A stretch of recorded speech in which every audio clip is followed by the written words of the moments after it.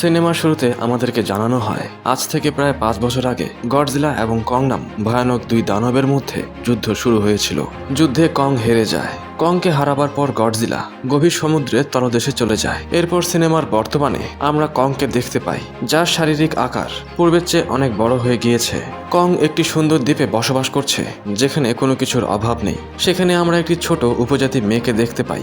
এই উপজাতি মেয়েটি কং এর ভাষা বুঝতে পারে ও তার সাথে কথোপকথন করতে পারে। কং এই ছোট মানব শিশুকে অনেক বেশি পছন্দ করে। সে তার সমস্ত কথা শোনে। তবে আমরা জানতে পারি সুন্দর ছোট দেখতে এই শিশুটির বাক ও শ্রবণ শক্তি নেই। আমরা দেখতে পাই হঠাৎ কং রেগে যায়। সে একটি গাছকে তীক্ষ্ণ অস্ত্র বানিয়ে নিক্ষেপ করে, যেটি আকাশের মধ্যে কোথাও গিয়ে গেঁথে যায়। এ থেকে আমরা বুঝতে পারি যে কংকে কোনো একটি জায়গায় বন্দি করে রাখা হয়েছে, যাতে করে গডজিলা দ্বিতীয়বার তার কোনো ক্ষতি করতে না পারে। তবে কং আকারে অনেক বড় হয়ে গিয়েছে, তাই সেখানে উপস্থিত লোকেরা এটি সিদ্ধান্ত নেয় তারা কং নামক এই দৈত্যাকার প্রাণীকে কোনো এক নিরাপদ স্থানে রেখে আসবে।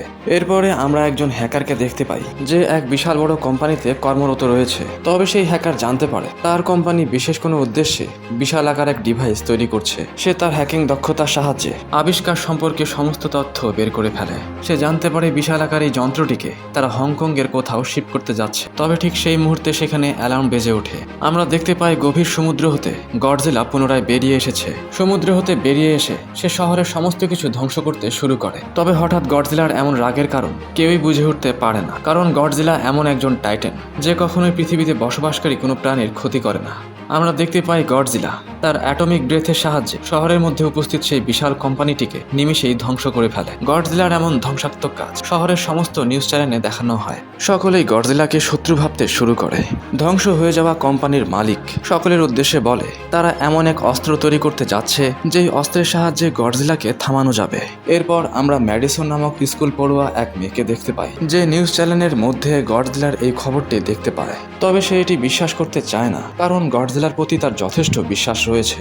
ম্যাডিসন তার বাবার সাথে গডজিলার ব্যাপারে কথা বলে, তবে তার বাবা তার কথার তেমন গুরুত্ব দেয় না। এরপর ম্যাডিসন হ্যাকারের রেকর্ড করা অডিওটি শুনতে পায়। হ্যাকারের কথা শুনে সে হ্যাকারের সাথে দেখা করার সিদ্ধান্ত নেয়। ম্যাডিসন জানতে চায় যে গডজিলার এমন কি হয়েছে যে সে এত উত্তেজিত হয়ে গিয়েছে ও শহরের উপর আক্রমণ করেছে। এরপর আমরা সেই কোম্পানির মালিককে দেখতে পাই, যে ডক্টর নেথান নামক একজন সায়েন্টিস্টের কাছে এসেছে। কোম্পানির মালিক ডক্টর নেথানের লেখা একটি বই পড়েছিল, যে বইটির মধ্যে হোলো আর্থ সম্পর্কে বিস্তারিত লেখা ছিল। হোলো আর্থ এমন একটি জায়গা যেটি মাটির গভীরে অবস্থান করছে। সেটি এমন একটি জায়গা যেখান থেকে সমস্ত টাইটান্সদের জন্ম হয়েছে, আর সমস্ত টাইটান্সরা এই জায়গা থেকেই তাদের শক্তি সঞ্চয় করে থাকে। কোম্পানির মালিক সায়েন্টিস্টকে তার এক লোকের সাথে পরিচয় করিয়ে দেয়। কোম্পানির মালিক সায়েন্টিস্টকে বলে যে তারা হোলো আর্থের মধ্যে এক শক্তির উৎস খুঁজে পেয়েছে। তবে বিশাল হোলো আর্থের মধ্যে সেই শক্তির উৎস কোথায় অবস্থান করছে তা সম্পর্কে তারা কোনো কিছুই জানে না। হোলো আর্থের ভেতরে প্রবেশ করে যদি তারা সেই শক্তির উৎস খুঁজে বের করতে পারে, তবে সেই শক্তির সাহায্যে তারা গডজিলার মোকাবিলা করতে পারবে। সায়েন্টিস্ট নেথান কোম্পানির মালিককে বলে হোলো আর্থে প্রবেশ করা সম্ভব নয়, সেখানে গ্র্যাভিটি না থাকার কারণে সমস্ত কিছু আকাশে উড়তে শুরু করে। তবে কোম্পানির মালিক সায়েন্টিস্টকে বলে তারা এক অ্যান্টি গ্র্যাভিটি কার তৈরি করেছে, যেটির সাহায্যে তারা খুব সহজেই হোলো আর্থের ভেতরে প্রবেশ করতে পারবে। এরপর কোম্পানির মালিক সায়েন্টিস্টকে বলে যে টাইটান্সদের নিজস্ব কিছু বৈশিষ্ট্য রয়েছে, যে বৈশিষ্ট্যের সাহায্যে তারা নিজেদের বাসস্থান খুঁজে বের করতে পারে। তাই তারা কংকে হোলো আর্থের মধ্যে নিয়ে যাওয়ার সিদ্ধান্ত নেয়। এরপর আমরা এক মহিলা সায়েন্টিস্টকে দেখতে পাই, যে কংকে দেখাশোনার কাজে নিয়োজিত রয়েছে। সায়েন্টিস্ট নেথান মহিলা সায়েন্টিস্টকে বোঝাবার চেষ্টা করে যে কং এর আসল বাড়ি হচ্ছে হোলো আর্থ, তাই তাদেরকে কংকে যত তাড়াতাড়ি সম্ভব হোলো আর্থে নিয়ে যাওয়া দরকার, কারণ গডজিলা যখন তখন কং এর উপর আক্রমণ করতে পারে। মহিলা সায়েন্টিস্ট শেষ পর্যন্ত রাজি হয়ে যায়। এর পরের দৃশ্যে আমরা ম্যাডিসনকে দেখতে পাই, যে তার বন্ধুকে সঙ্গে নিয়ে সেই হ্যাকারের কাছে পৌঁছায়। হ্যাকার ম্যাডিসন ও তার বন্ধুকে বলে যে তার কোম্পানি এক অত্যাধুনিক অস্ত্র বানাচ্ছে। সেই অস্ত্রটি তৈরি করার পর সেটি তারা হংকংয়ে শিফট করবে। তবে গডজিলা এটি চাইতো না, যার কারণে সে কিছুদিন আগে সেই কোম্পানিকে ধ্বংস করে ফেলে। আমরা দেখতে পাই হোলো আর্থের উদ্দেশ্যে কংকে নিয়ে যাওয়া হচ্ছে। তবে আমরা জানতে পারি সেই রাস্তায় গডজিলা ছুটে আসছে, যার কারণে সেখানে উপস্থিত লোকেরা কংকে মুক্ত করে দেওয়ার সিদ্ধান্ত নেয়। এইদিকে এদিকে বিশালাকার গডজিলা সমুদ্রের বুক চিরে একটি জাহাজকে মাঝ বরাবর ভেঙে কং এর দিকে এগিয়ে আসতে থাকে। কিছুক্ষণের মধ্যেই তাদের দুজনের মধ্যে যুদ্ধ শুরু হয়ে যায়। প্রথম দিকে তারা দুজন একে অপরকে সমানভাবে টক্কর দিলেও এক পর্যায়ে গডজিলা কং এর উপর ভারী পড়তে শুরু করে। গডজিলা তার অ্যাটমিক ব্রেথ নিক্ষেপ করে। অ্যাটমিক ব্রেথ হতে বাঁচার জন্য কং সমুদ্রের মধ্যে ঝাঁপিয়ে পড়ে। তবে গডজিলা, যে কিনা সমুদ্রের ভেতরে নিঃশ্বাস নিতে পারে, সে কংকে সমুদ্রের গভীরে নিয়ে যেতে শুরু করে। জাহাজের মধ্যে উপস্থিত লোকেরা গডজিলাকে থামাবার জন্য পানির ভেতরে বোমা বিস্ফোরণের সিদ্ধান্ত নেয়। এর সুযোগে কং পানি হতে বেরিয়ে আসে। জাহাজে উপস্থিত লোকেরা জাহাজের ইঞ্জিন কিছুক্ষণের জন্য বন্ধ করার সিদ্ধান্ত নেয়, কারণ ইঞ্জিন হতে নির্গত শক্তি গডজিলাকে আকর্ষিত করছিল। জাহাজের সমস্ত ইঞ্জিন বন্ধ করায় গডজিলা শেষ পর্যন্ত সেখান থেকে চলে যায়। এরপরে জাহাজের মধ্যে থাকা লোকেরা কংকে আকাশপথে নিয়ে যাওয়ার সিদ্ধান্ত নেয়। এরপরের দৃশ্যে আমরা ম্যাডিসন ও তার বন্ধুদেরকে দেখতে পাই, যারা লুকিয়ে লুকিয়ে কোম্পানির ভেতরে প্রবেশ করে। তারা দেখতে চায় যে কোম্পানি এমন কি তৈরি করছে যার জন্য গডজিলা এতটা রেগে গিয়েছে। তারা সেখানে টাইটেন্সদের কিছু ডিম দেখতে পায়, যেগুলো সেখানে সংরক্ষিত অবস্থায় ছিল। এরপর আমরা দেখতে পাই কংকে আকাশপথ হতে হোলো আর্থের মুখোমুখি নিয়ে আসা হয়। আমরা দেখতে পাই কং হোলো আর্থের ভেতরে প্রবেশ করে। কং এর পেছনে অ্যান্টিগ্রাভিটি শিপের সাহায্যে সেখানে উপস্থিত সায়েন্টিস্টরাও যেতে শুরু করে। আমরা দেখতে পাই কিছুক্ষণের ভেতরেই তারা হোলো আর্থের ভেতরে প্রবেশ করতে সক্ষম হয়। তবে কিছুক্ষণের মধ্যেই সেখানে উপস্থিত এক ভয়ানক টাইটেন তাদের জাহাজে আক্রমণ করে সেটি ধ্বংস করে ফেলে। অন্য আরেকটি জাহাজ ধ্বংস করবে, ঠিক সেই মুহূর্তেই কং সেটিকে মেরে ফেলে। সেটিকে হত্যা করার পর কং তার গন্তব্যস্থলে রওনা দেয়। আমরা দেখতে পাই হোলো আর্থে গ্রাভিটি না থাকার কারণে সমস্ত পাথর আকাশে ভাসতে শুরু করে। অপরদিকে ম্যাডিসন ও তার বন্ধুরা কোম্পানিতে তৈরি করা গুপ্ত অস্ত্র সম্পর্কে জানতে পেরে যায়। গডজিলাকে হত্যা করার জন্য কোম্পানিটি একটি বিশালাকার যান্ত্রিক গডজিলা তৈরি করেছে। আমরা জানতে পারি এই গডজিলার নাম মেকা গডজিলা। আমরা দেখতে পাই মেকা গডজিলাকে ভেতর থেকে একটি লোক নিয়ন্ত্রণ করছে।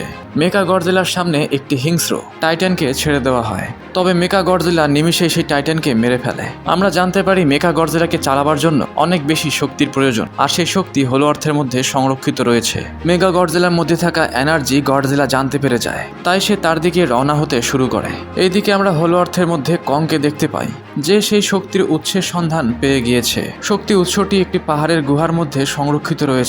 কং সেই গুহার ভেতরে প্রবেশ করে। সেখানে সে তার পুরাতন একটি অস্ত্র খুঁজে পায়। আমরা দেখতে পাই গডজিলা রাগান্বিত অবস্থায় হংকং শহরে প্রবেশ করে, কারণ হংকং শহরের মধ্যেই মেকা গডজিলা অবস্থান করছে। কং তার হাতে থাকা অস্ত্রটি চার্জ করার জন্য শক্তি উৎসের মধ্যে রাখে। অস্ত্রটি শক্তি সঞ্চয় করতে শুরু করলে গডজিলা বুঝতে পারে যে হোলো আর্থের ভেতরে কেউ প্রবেশ করেছে। গডজিলা তার অ্যাটমিক ব্রেথের সাহায্যে ভূপৃষ্ঠের ভেতরে একটি গর্তের সৃষ্টি করে। আমরা দেখতে পাই সেই গর্তটি হোলো আর্থ পৃথিবীর মধ্যে একটি পোর্টালের সৃষ্টি করে। আমরা দেখতে পাই কোম্পানির লোকেরা শক্তি উৎসের একটি স্যাম্পল কোম্পানির কাছে পাঠিয়ে দেয়। কোম্পানির লোকেরা সেই শক্তির সাহায্যে মেকা গডজিলাকে পুনরায় অ্যাক্টিভেট করতে সক্ষম হয়। আমরা দেখতে পাই কং সেই পোর্টালের সাহায্যে গডজিলার সাথে লড়াই করার জন্য হংকং শহরে চলে আসে। তাদের দুজনের মধ্যে ভয়ানক এক যুদ্ধ শুরু হয়ে যায়। লড়াইয়ের প্রথম দিকে কং গডজিলার সাথে সমপেক্ষভাবে লড়াই করতে শুরু করে, তবে গডজিলা যখন তার অ্যাটমিক ব্রেথ কং এর বিপক্ষে নিক্ষেপ করতে শুরু করে, কং তার অস্ত্রের সাহায্যে গডজিলার অ্যাটমিক ব্রেথ আটকাবার চেষ্টা করে। তবে অ্যাটমিক ব্রেথের প্রচণ্ডতা এত বেশি ছিল যে কং সেটি আটকাতে ব্যর্থ হয়। কং এক পর্যায়ে আহত হয় ও ক্লান্ত হয়ে পড়ে। গডজিলা কংকে মেরে মাটির নিচে ফেলে দেয় ও তার বুকের উপর পা চড়িয়ে এটি বুঝিয়ে দেয় যে সেই সকল টাইটেন্সদের রাজা। কং এতটাই ক্লান্ত হয়ে পড়েছে যে সে আর উঠে দাঁড়াতে পারে না। আমরা দেখতে পাই গডজিলা তাকে হত্যা করে না, বরং সে কোম্পানির উদ্দেশ্যে রওনা দেয়, যেখানে মেকা গডজিলা অবস্থান করছে। অবিশ্বাস্যভাবে মেকা গডজিলা হোলো আর্থতে শক্তি পাবার পর নিচ থেকে জীবিত হয়ে যায়। মেকা গডজিলা কোম্পানির মালিককে মেরে ফেলে। মেকা গডজিলা তাকে নিয়ন্ত্রণকারী সেই লোকটিকেও মেরে ফেলে। মেকা গডজিলা কোম্পানি হতে বেরিয়ে আসে ও গডজিলার সাথে লড়াই করার জন্য প্রস্তুত হয়। তাদের মধ্যে এক ভয়ানক যুদ্ধ শুরু হয়ে যায়। মেকা গডজিলা গডজিলার থেকেও আকারে অনেক বড় ছিল ও তার শারীরিক গঠন গডজিলার চেয়েও উন্নত মানের, যার কারণে গডজিলা তার সাথে লড়াই করতে পারে না। এদিকে ম্যাডিসন ও তার বন্ধুরা মেকা গডজিলা সিস্টেমকে হ্যাক করার চেষ্টা করে। অপরদিকে কং, যে কিনা আহত অবস্থায় পড়ে রয়েছে, সে তার সমস্ত জ্ঞান হারিয়ে ফেলেছে। কং এর জ্ঞান ফেরাবার জন্য তারা সেই অ্যান্টিগ্রাভিটি কার ব্যবহার করে। অ্যান্টিগ্রাভিটি কার ব্যবহার করে কংকে বৈদ্যুতিক শক দেওয়া হয়। বৈদ্যুতিক শক দেওয়ার কারণে কং তার জ্ঞান পুনরায় ফিরে পায়। ছোট উপজাতি মেয়েটি কংকে বোঝাবার চেষ্টা করে যে গডজিলা তাদের শত্রু নয়। কং প্রথমত বুঝতে না চাইলেও শেষ পর্যন্ত সে গডজিলার সাহায্য করার জন্য রাজি হয়ে যায়। এইদিকে মেকা গডজিলা যখন গডজিলাকে মেরে ফেলবে, ঠিক সেই মুহূর্তে কং সেখানে চলে আসে। তবে মেকা গডজিলা এতটাই শক্তিশালী ছিল যে কং ও গডজিলা মিলেও তাকে থামাতে পারছে না। এইদিকে আমরা দেখতে পাই ম্যাডিসন ও তার বন্ধুরা মেকা গডজিলা সিস্টেমকে হ্যাক করতে না পেরে সেখানে রাগ করে পানি ঢেলে দেয়। তবে অবিশ্বাস্যভাবে মেশিনের মধ্যে পানি ঢেলে দেওয়ার কারণে মেকা গডজিলা সিস্টেমে তারতম্য দেখা দিতে শুরু করে। কিছুক্ষণের জন্য মেকা গডজিলা নিজেকে কন্ট্রোল করতে পারছে না। এরই সুযোগ নিয়ে গডজিলা তার অ্যাটমিক শক্তির সাহায্যে কং এর হাতে থাকা অস্ত্রটি চার্জিত করে দেয়। কং সেই চার্জিত অস্ত্রের সাহায্যে মেকা গডজিলাকে টুকরো টুকরো করে ফেলে। মেকা গডজিলাকে সম্পূর্ণরূপে ধ্বংস করার পর গডজিলা ও কং একে অপরের সামনাসামনি হয়। তবে গডজিলা এবার তার উপর আক্রমণ করে না, গডজিলা সেখান থেকে চলে যায়। আমরা দেখতে পাই গডজিলা সমুদ্রের গভীরে চলে যায়। অপরদিকে কং হলো অর্থে বসবাস করতে শুরু করে। আর এই দৃশ্য শেষ হয়ে যায়।